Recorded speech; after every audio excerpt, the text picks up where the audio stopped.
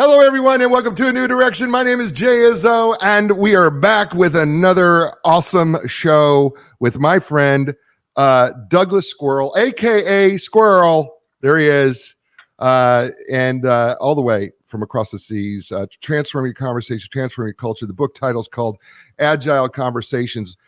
We got through one conversation last time we were together. It was the trust conversation.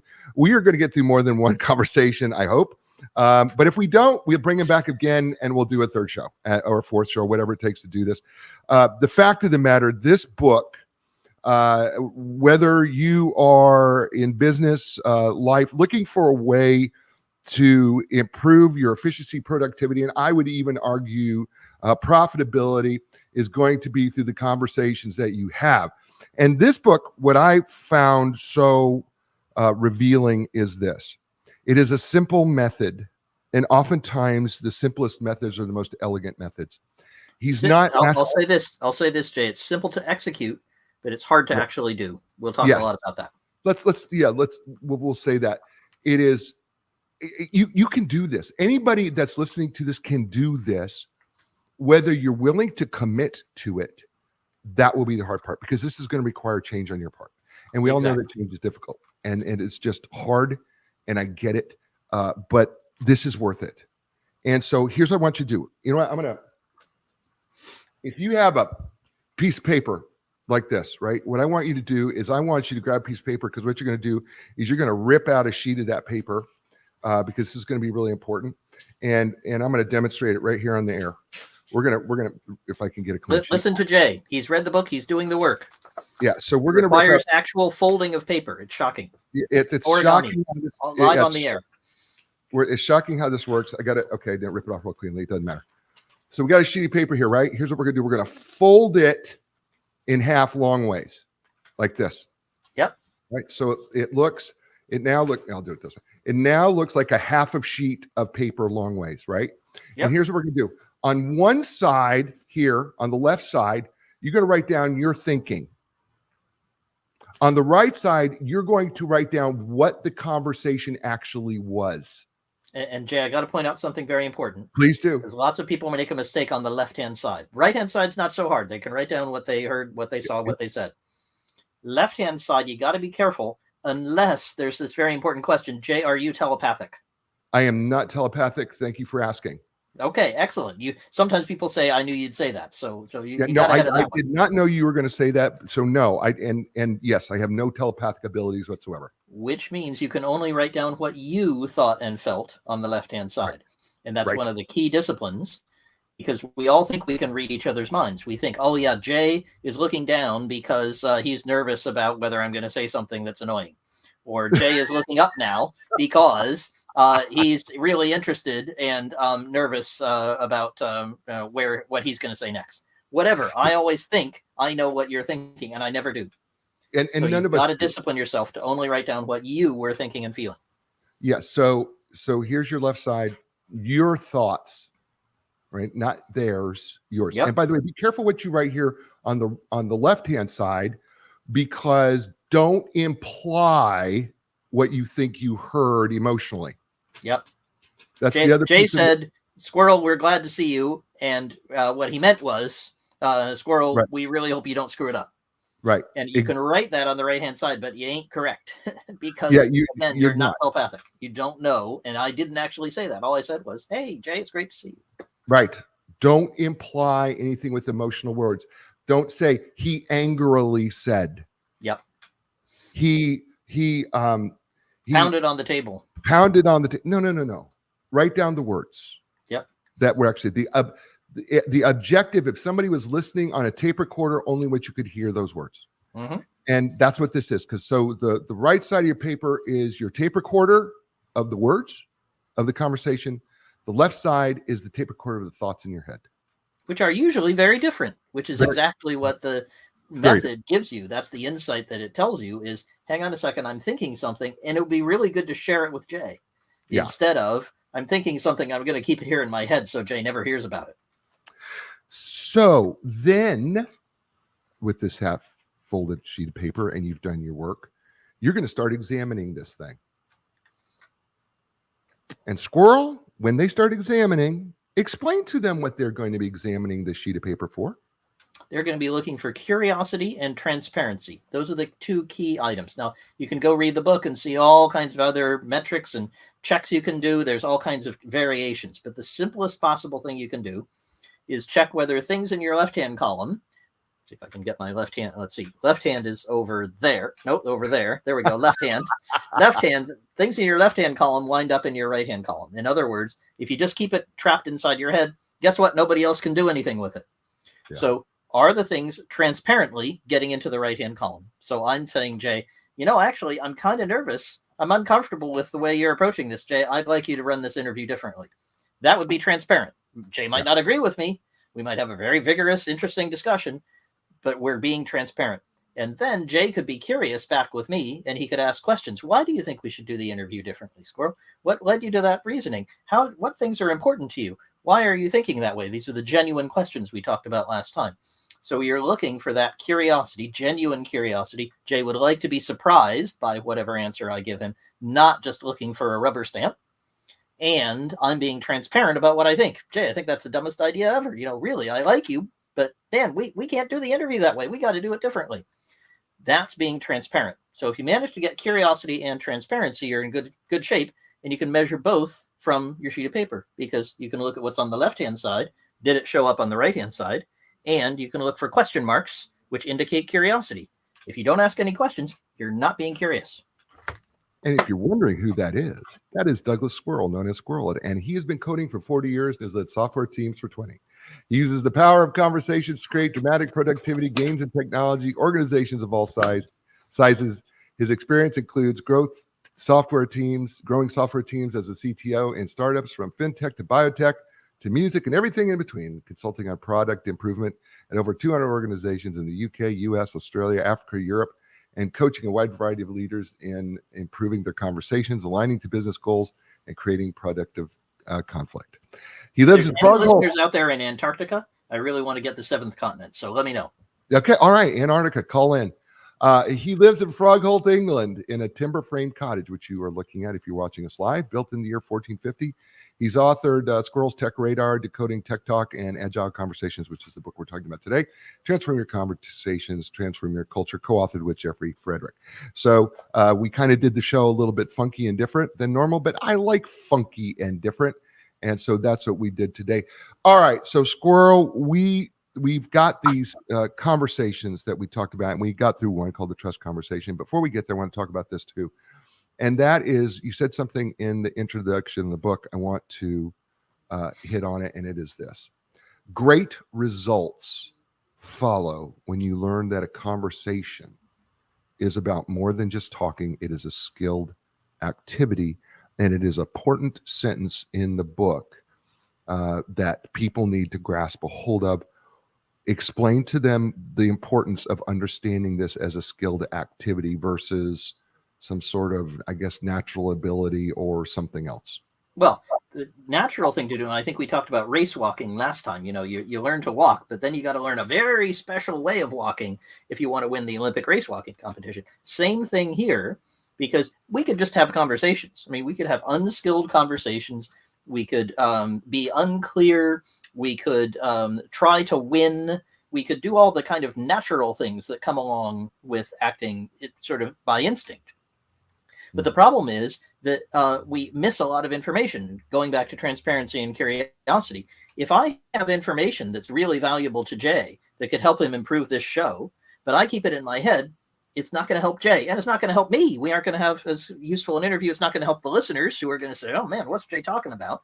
And if I just shared the piece of information I have in a skilled way, then I can help Jay improve his program.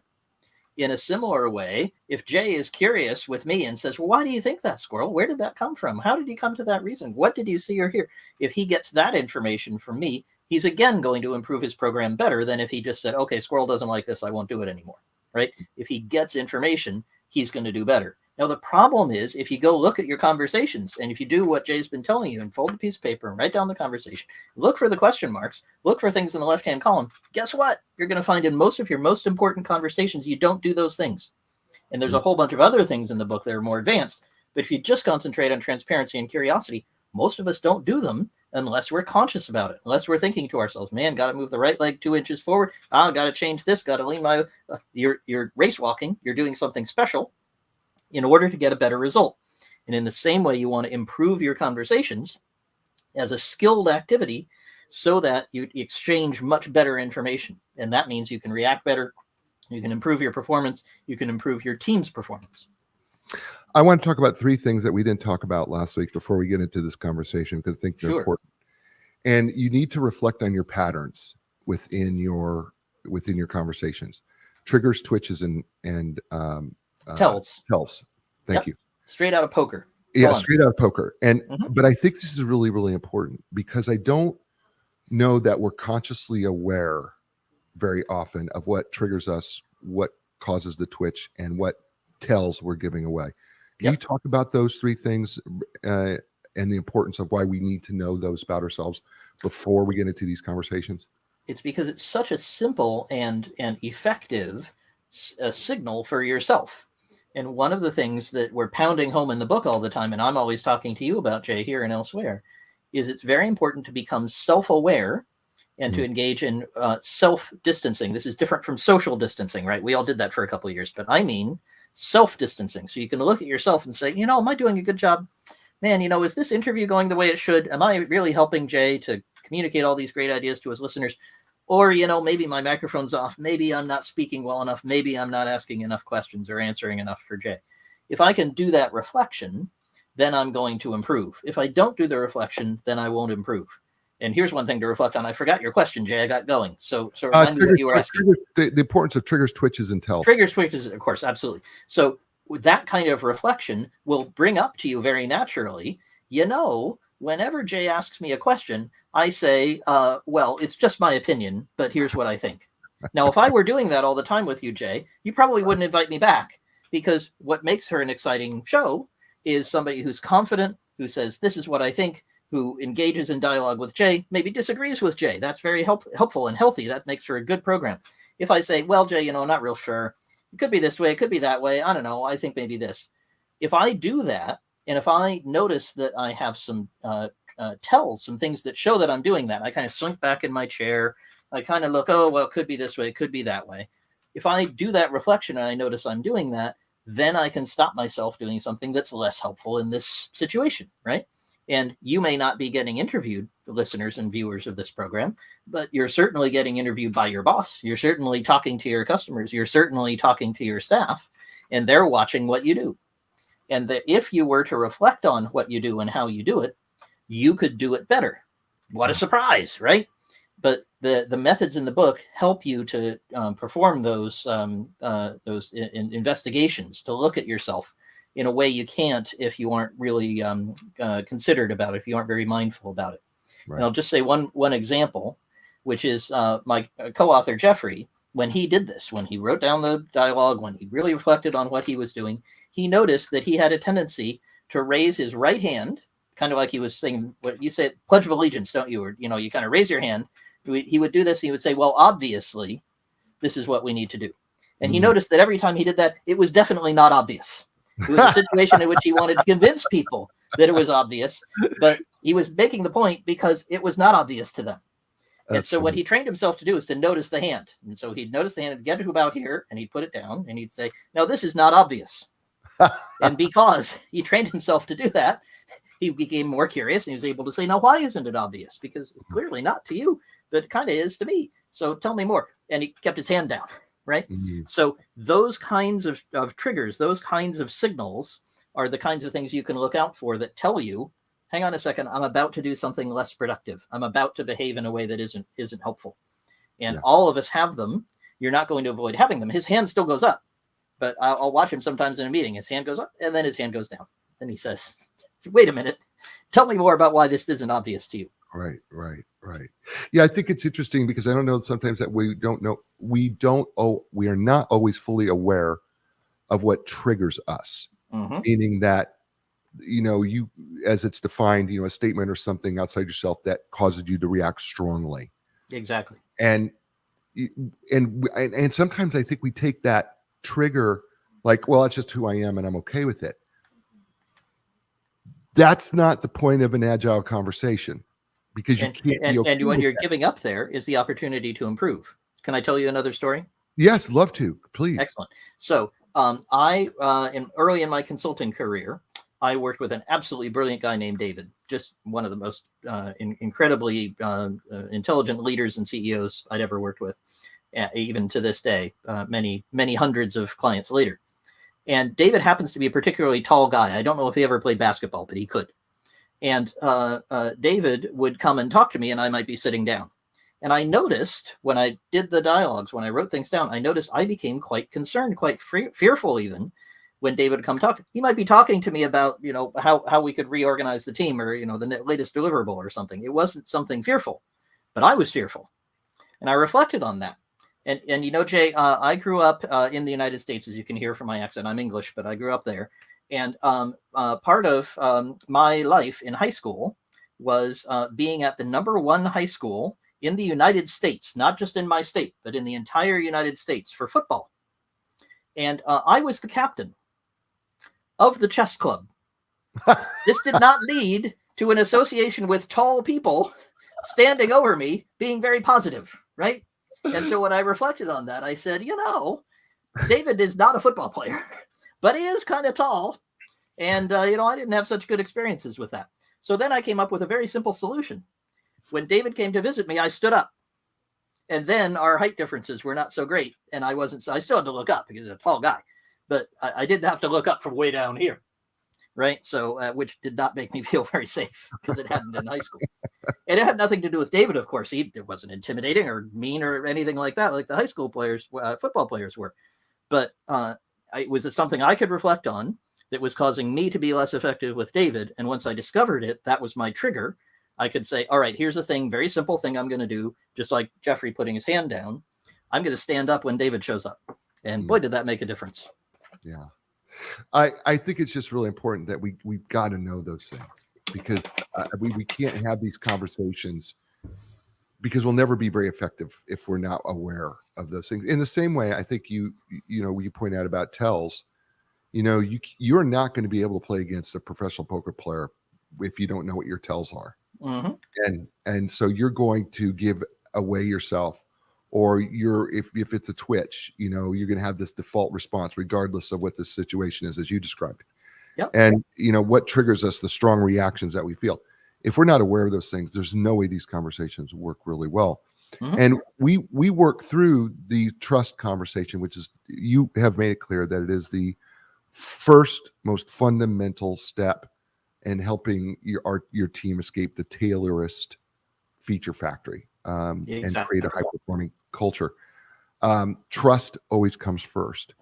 And just as a quick review, we talked about if you want to prepare for this conversation, you're going to have to prepare to be vulnerable.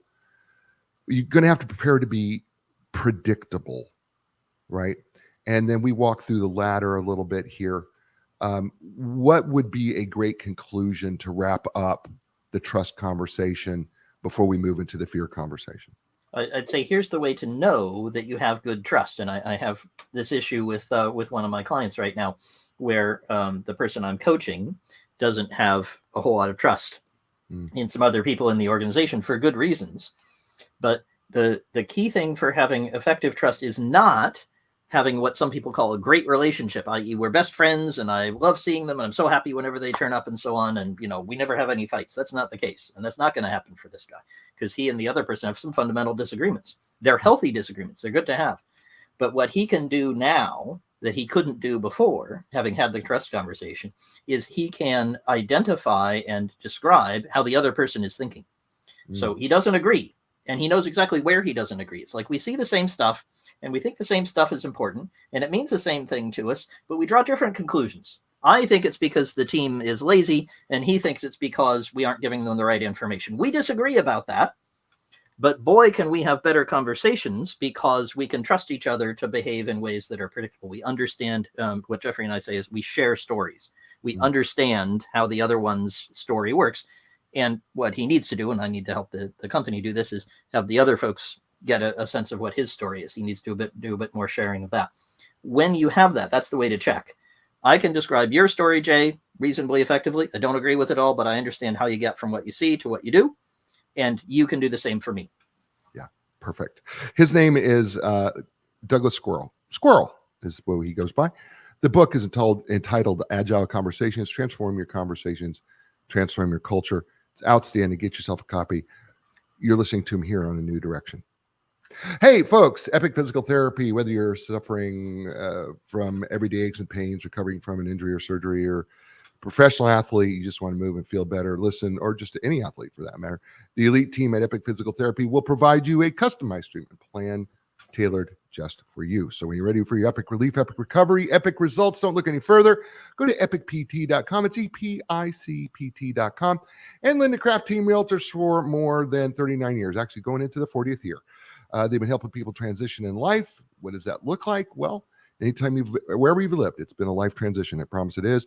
And they know how to take the stress out of that process and break it down to simplify it and make it as easy as possible on you. So when you're ready to sell your home, buy your next home, start with Linda Craft Team Realtors. It's very important that you do. Just go to LINDACRAFT.com. And we're back here on A New Direction with my friend Douglas Squirrel. Squirrel's his name. Agile Conversations, Transform Your Conversations, Transform Your Culture. Fabulous book. We just quickly did a brief overview of the first segment of the show. We're moving into the second segment of the show, talking about some of the other conversations. The first show, if you go back and you listen to a couple weeks ago, we talked about the trust conversation. We really focused there. We're going to move into the fear conversation. And one of the things that you say here, Squirrels, fear is one of the biggest inhibitors of transformation, period. And an organization may suffer from fear of error, fear of failure, fear of building the wrong product, fear of disappointing managers, fear of exposing poor leadership, any number of things. And it paralyzes us. How do we go about having a fear conversation? Because fear, you say, is a default feeling. It's absolutely the default feeling. And if it wasn't, we'd all be dead. So when we were all, years and years ago, many millennia ago, life was nasty, brutish, and short. And there were animals coming to try to eat us all the time. And if you thought, oh, there's a cute, fluffy bunny, I should go give it a stroke. And it turns out to be a lion. You didn't win in the battle of life, right? You didn't stick around. Those are not our ancestors. Our ancestors are the one who said, I see something shaking in the bushes, I'm going up the tree, right? I'm going to be afraid. So fear was very, very adaptive. It worked very well for us. Problem is, it's not exaptive, meaning it isn't helping us now. And so when we have that default reaction of fear, we stop, we go up the tree, we don't take action, and that's not helpful. But the thing is, you can't get rid of it. It's baked into our psyche. And again, in situations where we really do need to be afraid, it's very healthy. Somebody was asking today, if I could get rid of pain, would I? Well, no. I mean, then I'd put my hand on hot stoves and, I'd get in the bath and I wouldn't notice it was too hot. All kinds of things would happen to me that would be really dangerous if I didn't have pain. And the same with fear. So what you're looking to do is mitigate your fear, not eliminate it. And if you can identify where the fear is, mitigate it for your team and say, we're going to be this much afraid, but we aren't going to be that much afraid, then you're going to be in much better shape. There's a very popular term that has been out now for a couple of years that a lot of focus is on psychological safety. Mm-hmm. And I'm not against it. I don't want people to hear that, but I sometimes feel it's now become a pop psychology term rather than the serious term that it is. And nobody talks about how to create it. They just say, "Oh, we need psychological safety. Yeah, it'd be good." Right? Yeah, I need a $1 trillion. Yeah, that would be real good. It would really help me. You haven't told me how to get it, but now you've convinced me it would be useful. Yeah, how do we do it? That's the piece that I think that this particular conversation addresses probably more practically than other places that I've heard the term being used. Is that we are actually addressing psychological safety through the conversation. Mm-hmm. Right. And we need to face it head on. I mean, what people often do is they say, I want to create a culture of psychological safety. I'm going to put up some motivational posters. I'm going to define our values. I'm going to make sure there's a clear mission statement. Those are all great things to do. They ain't going to give you any psychological safety. Having a conversation about the things that make you afraid, that might have some effect on psychological safety. Well, it clearly does, because if we can't, because you can say, Well, we're psychologically safe. People have the freedom to say whatever they want to say, but we say that we don't play that out. The conversation plays that out. Mm-hmm. People believe what they see, not what they hear. And the motivational poster can say it all you want. If they get beaten up for mentioning that something might not be safe, they're going to be in a lot of trouble. Right. If they don't like the length of a meeting and they get beat up for that, right? When you've just said, listen, nothing is off the table. We want you to be open and honest about everything. Well, I think the meetings are a little long and useless. And then to go, you know what? You're wrong. I can't believe you said that. Oh, but they're going to believe that, not what you just said about being open to feedback. So to prepare for this fear meeting, one of the things you talk about preparing is normalization of deviance, which I love because I remember studying this in not only undergrad, but graduate school and teaching this idea of related to bystander effect. Help us understand normalization of deviance and why it's so important as part of that preparation for the fear conversation. Well, we're all watching SpaceX launch over and over again, and our poor friends at Boeing don't seem to be doing so well. But we got a nice little case study there of the difference between the two, and I could go on about that for a while.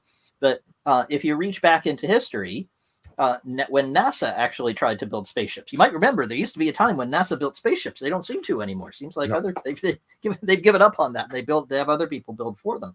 But when they were still doing it, they had a very damaging culture, which Diane Vaughan studied, and that's where this term normalization of deviance came from. And listeners who are old enough, I remember being a kid in high school when this happened. They'll remember the Challenger explosion. And they might remember, if you pay really close attention, if you remember the history, it was because it was really cold in Florida. And we got kind of used to it being cold in Florida, but it was very unusual then. So when they were launching the Challenger, the engineers all said, don't launch. It's too cold. The equipment has not been tested at this temperature. We thought we were launching in a nice, warm, balmy Florida sunshine. It ain't like that here when we're launching.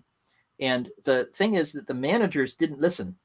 And the reason the managers didn't listen, if you go ask them, is they said, we've launched when it was cold before. It's a little colder today, but you know what? It's been fine before, so it'll be fine again.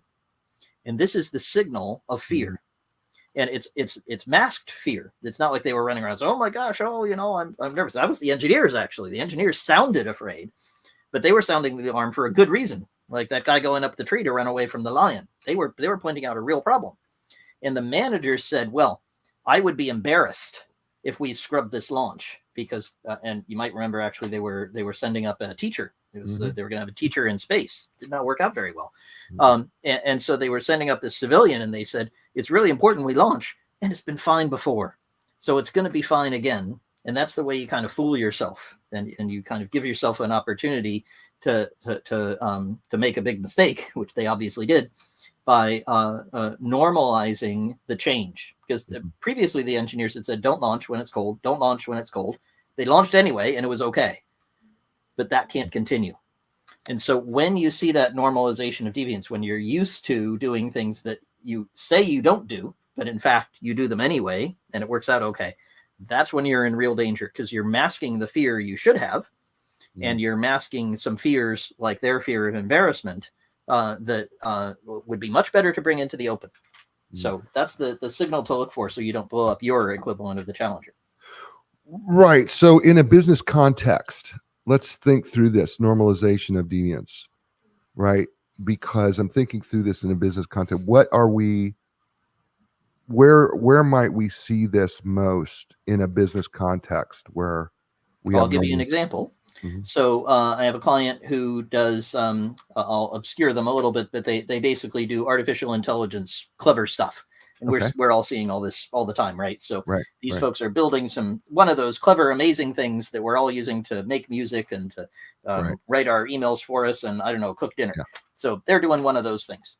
Okay. And what they were noticing is that they had a lot of human intervention. This is a good thing, by the way. So if your listeners are interested in using AI, don't let the robot on stage, right? Make sure there are humans in the loop helping out, because the robots are not ready. So they were doing a good thing by having a bunch of humans who helped and made sure that the robot did the right thing, and it was automating it for them, but they stepped in to make sure it was producing a good result at the end. But it was taking longer and longer for those humans to do that work. And they just kind of got used to that. And they said, well, it usually it's fast, but actually, this time, this one special time, it took extra time. So we had to tell the client, it's going to be a week late. And then this other special time, it took another, and this other special time, it took, and, pretty soon it wasn't a special time anymore. It was every time that it's taking an extra week to do the work. And that doesn't make the customers very happy because they read on the website, we'll have your item in 2 days, and it takes 12. It doesn't make customers very happy, and they go to the competition.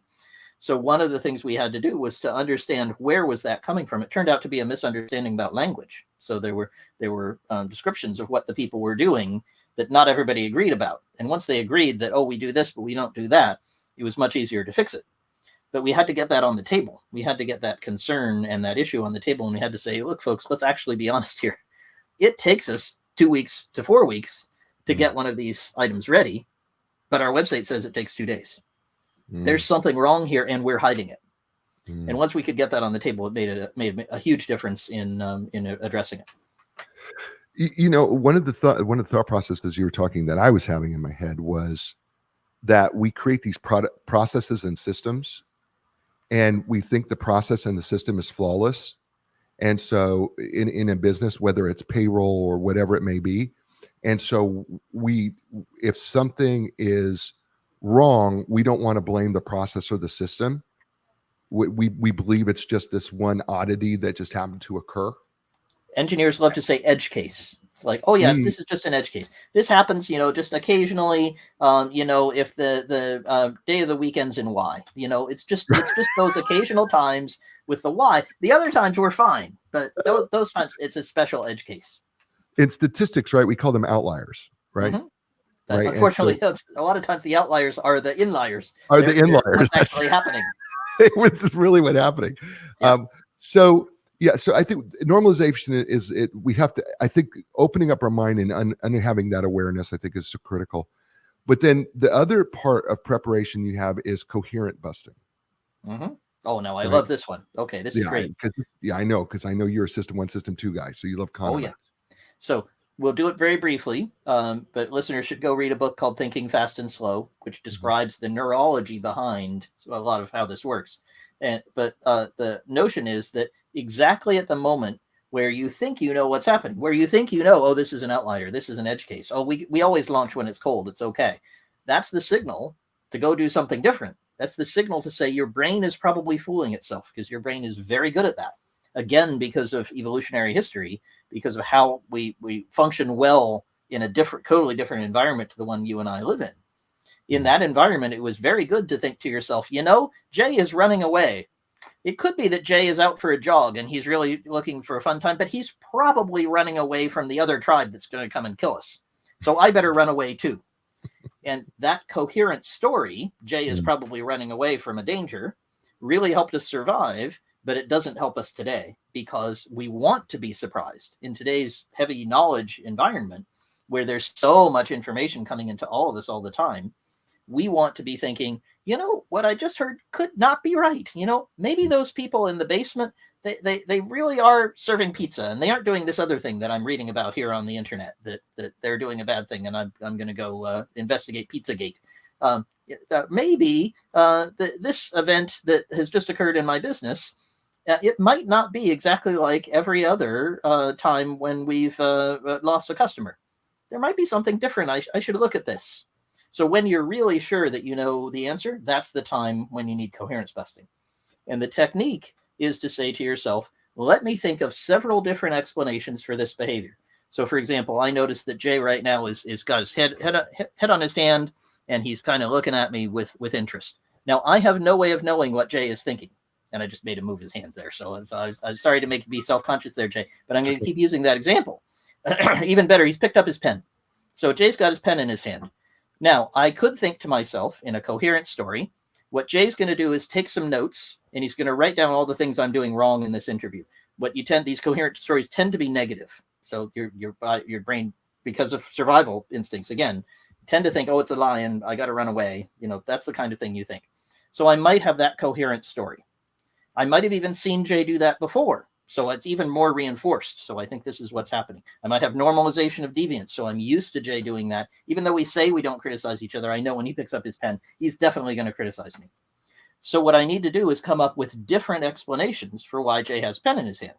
And the sillier, the better. So I want inconsistent stories, and I want stories that match the facts, but are completely incompatible with each other. So, for example, I might take a really ridiculous one. Jay belongs to a secret religious sect, and he uses the pen as part of his ritual. So he's getting ready to perform the pen ritual, where he's going to write, something crazy on his forehead. He's going to draw a diagram. That's going to be part of his religious ritual, right? So that might be something that I could imagine. Now, you laughed at that. That's perfect, because when you're laughing, your brain neurologically, again, is not in a state to believe that something is coherent and true. You're believing the opposite. It's like, that's ridiculous. Of course it's ridiculous. That's good. So I think to myself, he's picked up the pen. He could be about to write down some bad stuff about me, or he could be about to write on his forehead. Okay, but I can come up with other explanations. Jay is thinking that some ideas that I have are so good, he wants to blog about them later, so he's going to write them down. I could think Jay is planning to sign a big check. He's going to buy a new car this afternoon. And so he's just thinking to himself, do I have a pen to sign this big check? Now, I just came up with those. I'm sure we could come up with 10 more. But the goal is to come up with as many as possible. Any one of those could be true. No two of them could be true, right? They're inconsistent with each other. And that's the point. Because now when I say, hey, Jay, could you tell me more about why you picked up a pen? I'm curious.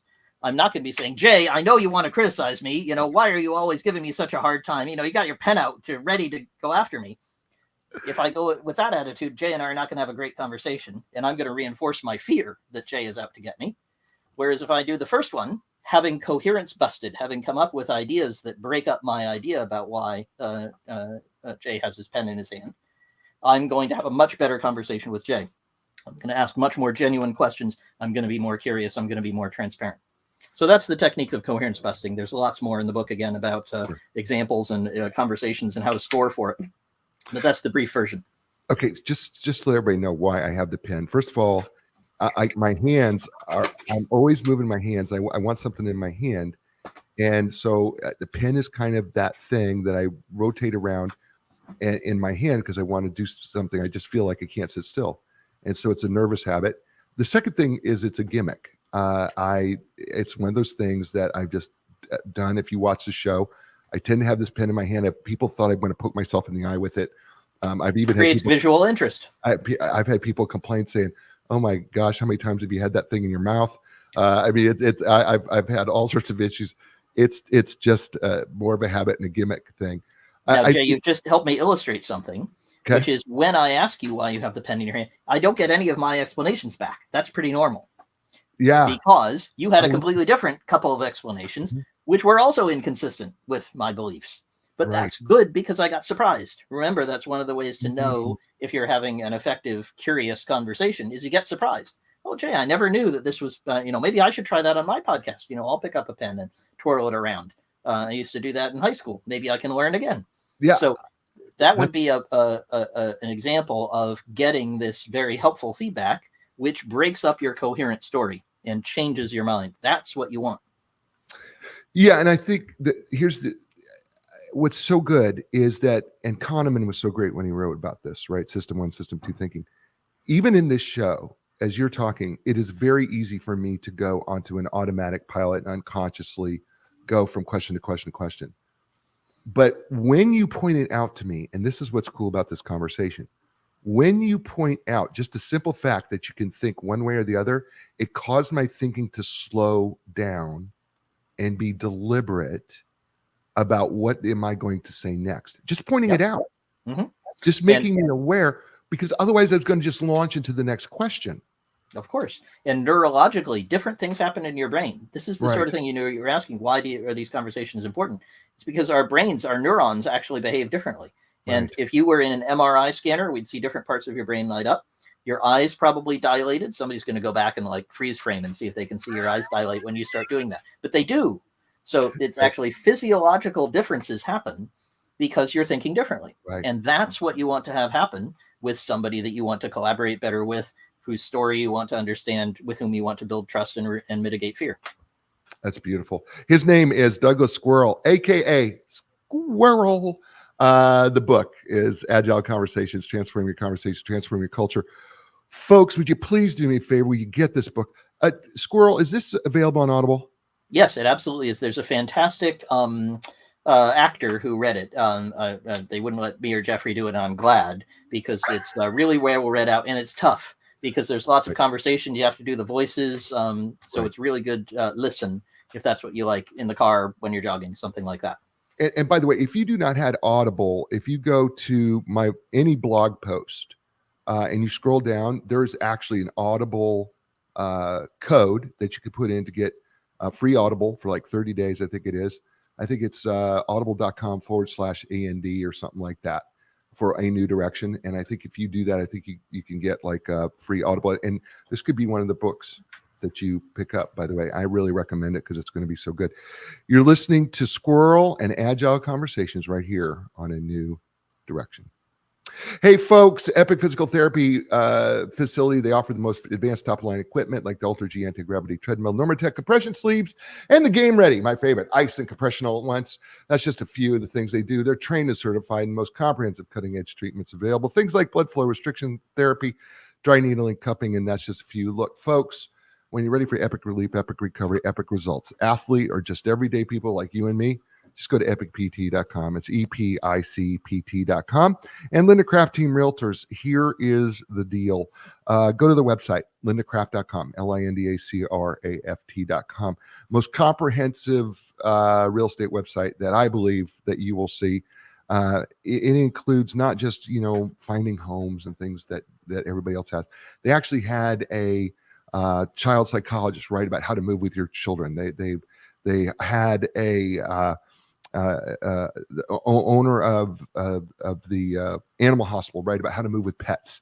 They've taken the time of things that are going to actually happen to you, and there's just all sorts of information right there. Vendors that they recommend and use that have been reliable.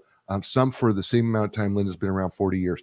So listen, folks, when you want the most comprehensive real estate website, in my opinion, and you want the best legendary customer service, just go to lindacraft.com, LINDACRAFT.com. And we're back here on A New Direction with my friend Squirrel, his book, Agile Conversations. Transforming Your Conversations, Transforming Your Culture. Available Audible, bookstores. If they don't have it on the shelf, you go to the bookstore and say, get it on the shelf. They'll be happy to put it on the shelf once you say that. I'm serious about this. Here's the other thing you need to do. Go to the library, right? Go to your local library. If they do not have this book in the local library, ask them to take the book and get it in the local library, because this will be a great resource. And by the way, you know how many libraries are in the United States? There's like something like 4,000 plus libraries in the United States or something like that. Can you imagine 4,000 of these books in each library? How perfect would that be? Make my publisher very happy. So let's talk about the chapter 4, the why conversation. And this is a conversation I wanted to have with you because you do something that goes against the grain of a very popular opinion in Simon Sinek, and he's well liked all over the place. And he says, start with your why. But you have come out of here, challenge that notion, and say, don't start with the why. Why not start with the why? Help us understand that. Because nobody will listen. The problem is, if you go around saying, this is why we're doing it, it's like those motivational posters we were talking about a few minutes ago, right? People say things like, our mission, our values, let us put up here, we're committed to customer service. If nobody trusts you, they're just going to say, Jay, I know you're saying that, but what you actually want me to do is cut costs to the bone. So I'm not going to take care of any customers. I'm just going to do the absolute minimum because I know that's what you actually want. If I don't have trust in you, I'm not going to be able to behave in accordance with the why. And also, if I'm afraid, if I think you're going to come beat me up for doing things wrong, if I think, we've got used to doing things in a not customer-centric way, in a way that benefits us, and that's how we do it, and that's how we've always done it, although we say on the front of the building that we have a different belief, well, guess what I'm going to do? I'm going to do what I see and not what I hear. So that's why you need the trust and fear addressed first.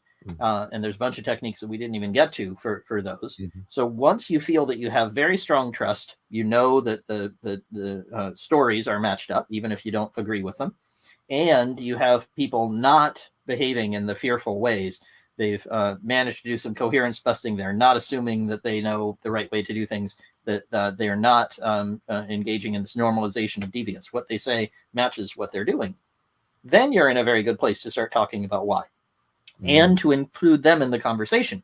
Because the other thing that Simon doesn't get to, he includes it. He talks about these things. So it's not that he ignores them completely, but I think they get lost in the noise. And people just say, great, what I need to do right now is get my mission statement out there, make sure everybody understands why we're doing what we're doing, and then they wonder why nobody pays attention. But the thing that happens is that if you show up, even with trust in place, even with fear mitigated, and you just start trumpeting your amazing vision for where we're going, people might say, well, I trust Jay. I'm sure he really understands where this podcast is going and where these interviews are headed. And I'm not afraid that he's going to mess it up anymore. I really thought he was going to beat me up. But I don't understand why he wants to do them in Chinese. I really don't get that. And nobody ever asked me whether Chinese was a good language to go into. And I'm not sure Jay actually speaks Chinese.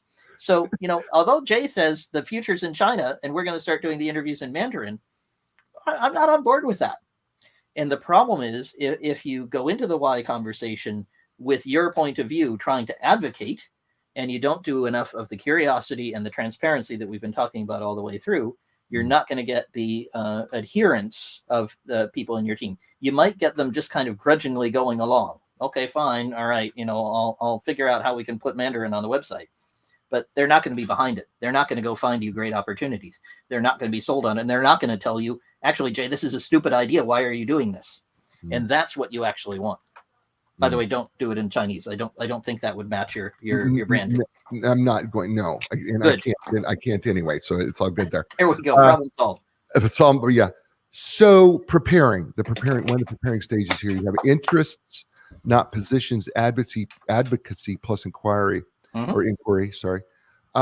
You suggest that they do something much harder, jointly designing the why for the organization.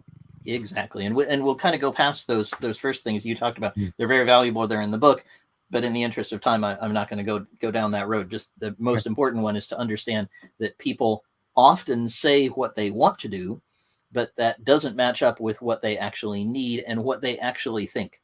So they'll say, we've got to do it this way. And actually, they have a different position. So once you can discover that, you can get a lot further. Once you've done that research and that preparation, you can have a type of meeting that's very different, that includes the people in the organization without getting lost and paralyzed by endless analysis. So let me illustrate how that works. So I had a team that had a particular process. It happens to be a release process. It's a technical process. It doesn't matter what it was. It was something they were doing over and over again. They needed to do it faster. They needed to do it accurately. So the software wouldn't be full of bugs. So it would actually be changed as rapidly as people needed it to change. And they hated it. They kept complaining to me, it sucks. We do this and Jay doesn't do that part and Squirrel doesn't do that part. And why don't we do this? And, this is stupid. And why don't we use this tool? And so I gathered them all together. And I set up a timer. I grabbed my phone and I set a timer on it. And I said, okay, guys, we got 20 minutes. I've drawn what I think the current process is. Here's what we do. We do this first and that first and that first. And then at the end, we got a happy customer who's got new software. Now, I probably got this wrong. And certainly you guys keep telling me that what we are doing isn't good anyway. So even if I haven't got what we've done right, we need to change it. So I have what we call here in Britain a rubber. You call it an eraser. And I have a pen. And we're at a whiteboard here. And I'm going to go to the whiteboard. And I'm going to change things as rapidly as I can. I'm ready to change whatever's here on the whiteboard in response to what you guys say. And then I did quite a disciplined effort to get to the people that I knew had been complaining. There were some quiet people in the back. I said, you guys were telling me this part doesn't, step 4 doesn't work for you. Tell me more about that. So I was pulling them out. I was making sure that they were participating. But what I had told them at the beginning was when the timer goes off, whatever's on the board, that's what we're doing for the next 2 weeks. So there's a limit and there's a decision-making process rather than, hey, we're just going to listen to you. We're going to figure it all out. We're going to spend months and months trying to fix this. It's like, we got 20 minutes, folks. We're going to make several things better. It's not going to be everything, but we're going to try it for 2 weeks. So I frantically scribbling things out and putting things in, and I discovered all kinds of stuff that I never knew, that, Jay had a special deal that he could do a special thing to go around step 12, and that was killing us and causing us. And so I'm busy scribbling everywhere. And then the timer went off. And I said, okay, great. We haven't got to everything. Somebody's in the back saying, oh yeah, you didn't listen to me. And if we'd only done this, why didn't we do this? And I said, folks, we're going to try this for 2 weeks because it's got to be better. Do you guys agree it's better? And I went around the room and I said, are you willing to try this? And the other thing I did is I told them that if it was a total disaster, I would buy everybody a beer. And that really got them to the point where they could say, look, Squirrel listened to me. I didn't agree with me. He didn't he didn't erase exactly what I wanted to erase, but he definitely came and listened. So I've not been ignored. You can't say, well, they just didn't ever ask me, and therefore I think this sucks. And he checked whether I was willing to do it. And, it isn't unethical. It isn't terrible. It isn't going to be a total disaster. It's got to be better than what we got. And if it's terrible, despite all that, I get a beer. And I didn't have to buy anybody a beer. So you go through a process like that, where you're fixing a tool that you're using, you're fixing a way of working, you're changing how people are interacting with each other, whatever it is you want to change, your sales process, your customer service scripts, whatever it might be. And if you go through a process like that, modifying it appropriately to your situation, what I predict you'll get is people who really understand why you're doing it. They might not agree completely, but they've been consulted. And if you go through that and you have the trust and fear addressed to start with, you're going to have a team that's quite energetic in pursuing the direction.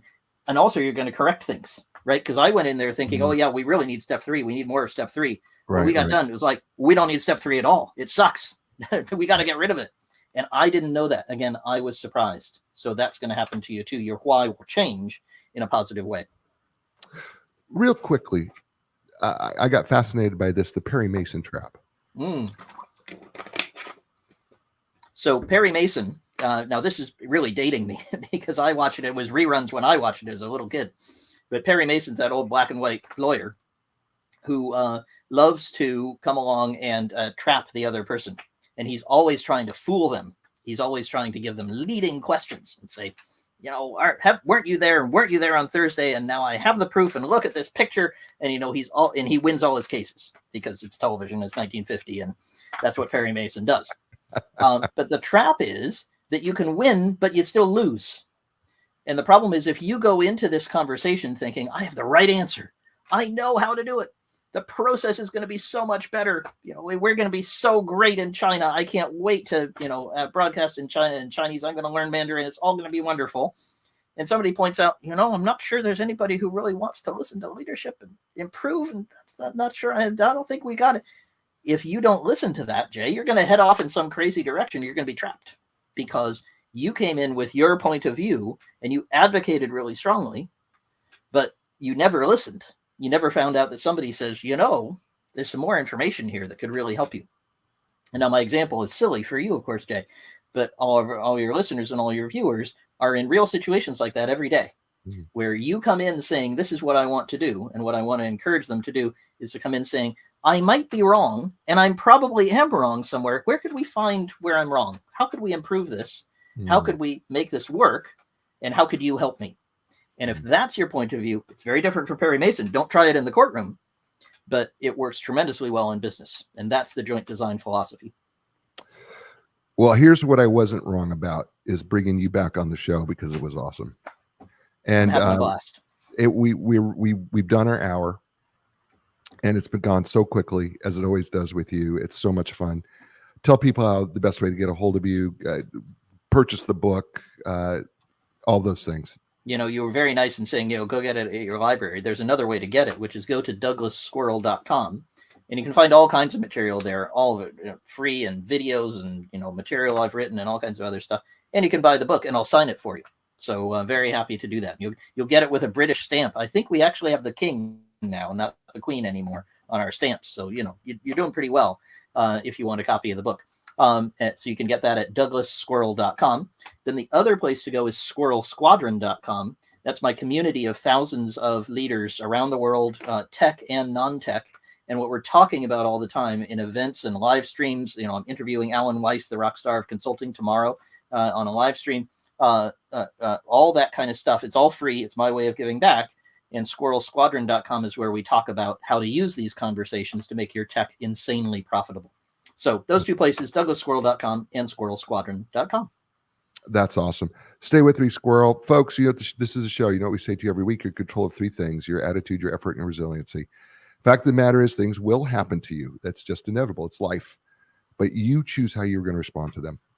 Choose a positive attitude because it's within your control to do so. Your effort is tied to your excellence. You choose how excellent you want to be today. That determines how your effort's going to look, right? The greater the effort, the greater the excellence. And then finally, we all get punched in the mouth, knocked in the teeth, and punched in the gut. Fact of the matter is, it's up to you to get back up again. Choose to get back up. Why? Because I'm telling you, you're worth it. You are absolutely worth it. And we need you because you make the world a better place. So get back up and join us. We got a helping hand. We're right there with you. You know what? You have a lot of choices. You chose us. Thank you. I appreciate it. Listen, we couldn't do it without you watching us on DBTV. Thank you for watching. You listening to us radio coast to coast in the U.S. Thank you for listening. Tell your station operators that you heard the show and that you like it. And for all those who listen to us podcast, wherever that is, give us a 5-star review and a positive review. Thumbs up us you on YouTube. We do appreciate it so much. As I say to you all over the world, you know what that is? Ciao, everybody.